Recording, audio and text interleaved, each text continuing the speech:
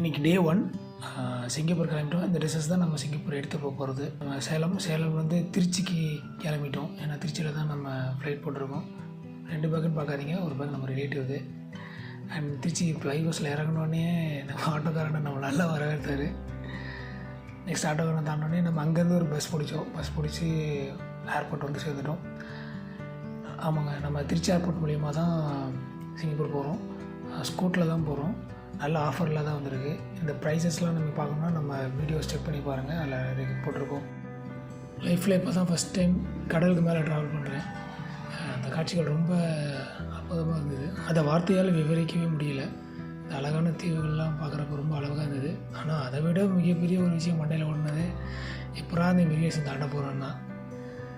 So எப்படி நான் இந்த இமிகிரேஷன் தாண்டங்கிறத பார்க்கணுன்னு நினச்சிங்கன்னா ஃபுல் வீடியோ பாருங்கள், டிஸ்கிரிப்ஷனில் இருக்குது லிங்க்.